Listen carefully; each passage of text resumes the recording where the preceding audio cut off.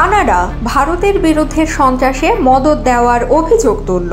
দুই দেশের সম্পর্ক কঠিন চ্যালেঞ্জে। 4 নভেম্বর প্রথমবারের মতো কানাডা ভারতকে সন্ত্রাসে পৃষ্ঠপোষকতার অভিযোগে অভিযুক্ত করেছে। কানাডা সরকার দাবি করেছে ভারতের কিছু সংস্থা কানাডার অভ্যন্তরে শিখ সম্প্রদায়ের নেতাদের হুমকি দিচ্ছে এবং সন্ত্রাসী কার্যকলাপে সহায়তা করছে। এর ফলে দুই দেশের সম্পর্ক আরও খারাপের দিকে যাচ্ছে। কানাডার প্রধানমন্ত্রী জাস্টিন ট্রুডো পার্লামেন্টে বলেন, কানাডার মাটিতে সন্ত্রাসের কোনো স্থান নেই। আমরা দেশের প্রত্যেক নাগরিকের সুরক্ষা নিশ্চিত করব।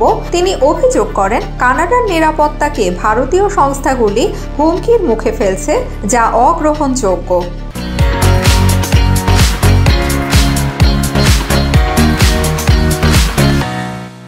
কানাডা জানায়, তাদের গোয়েন্দা সংস্থার তথ্য অনুযায়ী ভারতীয় কিছু কূটনীতিক ও সংস্থার কার্যকলাপের উপর নজরদারি বাড়ানো হয়েছে। অন্যদিকে ভারত এই অভিযোগকে ভিত্তিহীন এবং রাজনৈতিক উদ্দেশ্য প্রণোদিত বলে দাবি করেছে এবং জানিয়েছে যে এটি দুই দেশের সম্পর্ককে ক্ষতিগ্রস্ত করবে। বিশ্বজুড়ে এই কূটনৈতিক সংঘাত গুরুত্বের সাথে পর্যবেক্ষণ করা হচ্ছে। বিশেষজ্ঞদের মতে এই ঘটনা শুধু দুই দেশের সম্পর্ক নয়, বরং উত্তর আমেরিকা ও দক্ষিণ এশিয়ার রাজনৈতিক ও বাণিজ্যিক সম্পর্কের ওপরও দীর্ঘমেয়াদী প্রভাব ফেলতে পারে।